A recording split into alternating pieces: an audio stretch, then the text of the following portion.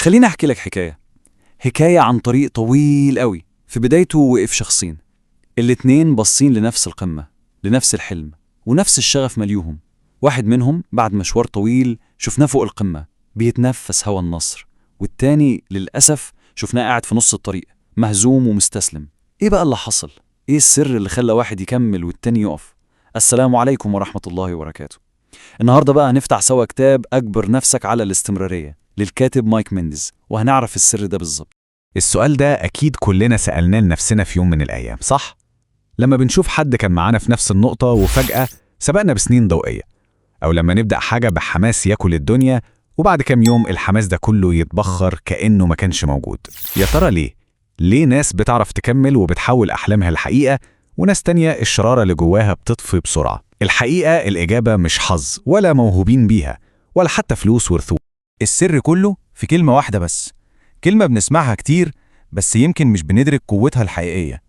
الكلمة دي هي الاستمرارية.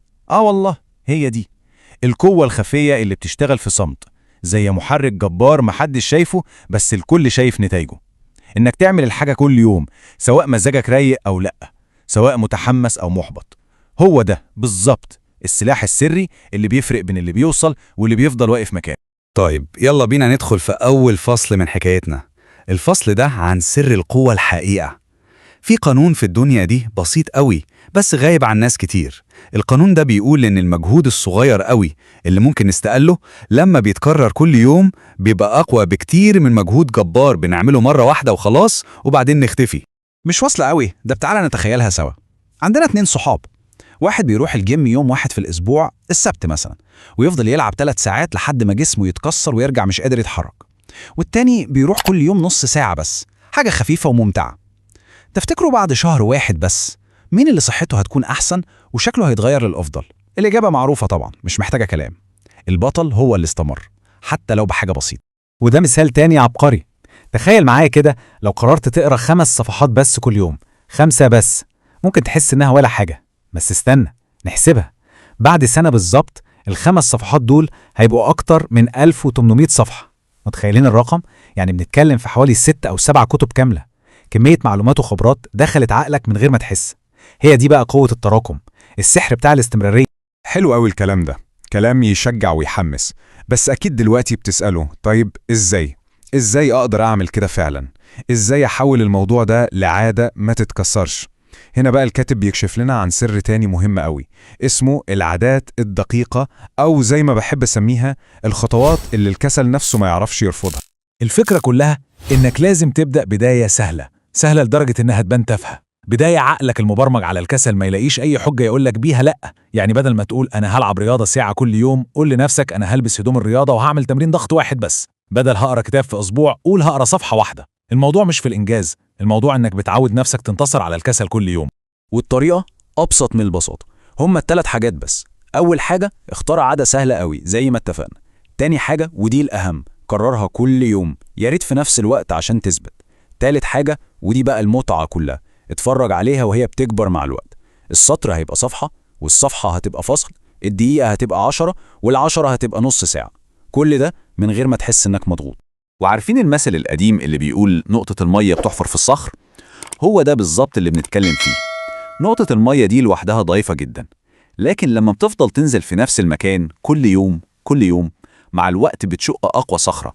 هي دي قوة الإصرار الهادي والمستمر. في غلطة كبيرة قوي ناس كتير بتقع فيها، إننا بنركز على الهدف الكبير اللي هناك وبننسى الطريق اللي المفروض نمشيه كل يوم عشان نوصله. يعني مثلا هدف إن الواحد يخس 10 كيلو، ده جميل، ده العنوان. لكن النظام بقى، الروتين بتاع الأكل والتمرين والنوم كل يوم، هو ده الطريق نفسه. من غير طريق عمرنا ما هنوصل للعنوان. لما يومك يبقى ليه نظام، بتبقى انت اللي سايق مش الظروف هي اللي سايقاك. تخيل كده، تصحى قبل ما دوشة الدنيا تبدأ، تدي لجسمك حقه في شوية حركة، تدخل على شغلك بكل تركيز، وبالليل تخصص وقت صغير تتعلم في حاجة جديدة، وتختم يومك بنومة هادية. الروتين ده بيحولك من شخص تايه لشخص ماسك زمام أمور يومه. انت القائد.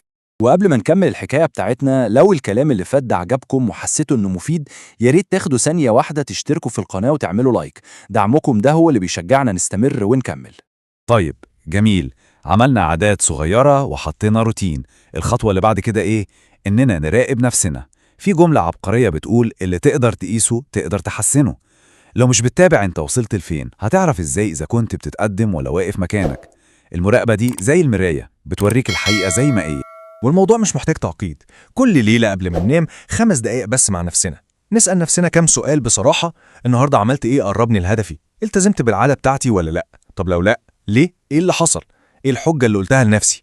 الإجابات الصريحة دي هي اللي هتخلينا نعرف نفسنا أكتر، وهي دي بداية أي تغيير حقيقي. وهنا بقى بنشوف سحر الأرقام. في معادلة بسيطة بتقول لو قدرت تحسن من نفسك 1% بس كل يوم، 1% بس، عارف بعد سنة النتيجة بتبقى إيه؟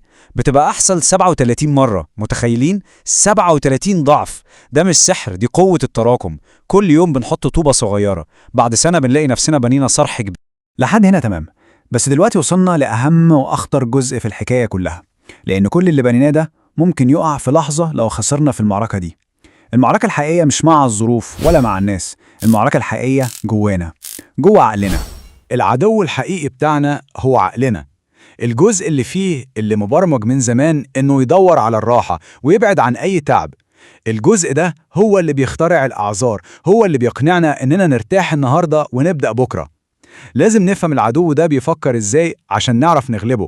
وكلنا عارفينه كويس قوي الصوت ده، مش كده؟ الصوت اللي بيصحى معانا الصبح ويقول لنا لا خليك نايم شوية كمان. الصوت اللي بيقول انت تعبان النهاردة، ابدأ بكرة بقى بجد. الصوت ده لو سمعنا كلامه مرة بيكبر ويقوى، ويبقى أصعب نغلبه المرة اللي بعدها.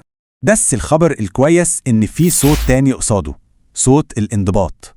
الصوت اللي بيرد عليه ويقول له لا، أنا هقوم دلوقتي، هعمل اللي ورايا، حتى لو 5 دقايق بس. المهم إني أكسب معركة النهاردة. كل مرة بنختار نسمع للصوت ده بنقويه، بنمرنه لحد ما يبقى هو الصوت الأعلى. ولازم نفهم حاجة مهمة قوي، الانضباط ده مش تعذيب للنفس، لا خالص. الانضباط ده هو أكبر دليل على حبنا واحترامنا لنفسنا. لما بنبقى منضبطين، إحنا كأننا بنقول لنفسنا اللي في المستقبل أنا بهتم بيكي ومستعد أتعب النهاردة عشان حياتك بكرة تكون أحسن. يبقى خلاصة الحكاية إيه؟ السر كله في الاستمرارية، في الخطوات الصغيرة اللي بنعملها كل يوم. عشان نقدر عليها لازم نبدأ بحاجات صغيرة جدا ونحطها في روتين يومي. نراقب نفسنا عشان نتطور، والأهم من كل ده نكسب المعركة اللي جوه عقلنا كل يوم.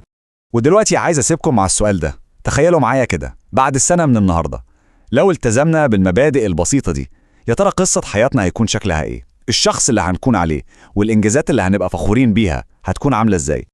لو حكاية النهاردة عجبتكم ولمست فيكم حاجة، ما تنسوش تشتركوا في القناة عشان حكاياتنا الجاية توصل لكم. وقولوا لنا في التعليقات إيه أكتر حاجة عجبتكم، وإيه الكتب اللي تحبوا نحكي قصتها المرة الجاية. كل المصادر اللي اعتمدنا عليها في حكاية النهاردة هتلاقوها موجودة في الوصف تحت. شكرا جدا ليكم، واشوفكم في حكاية جديدة. سلام.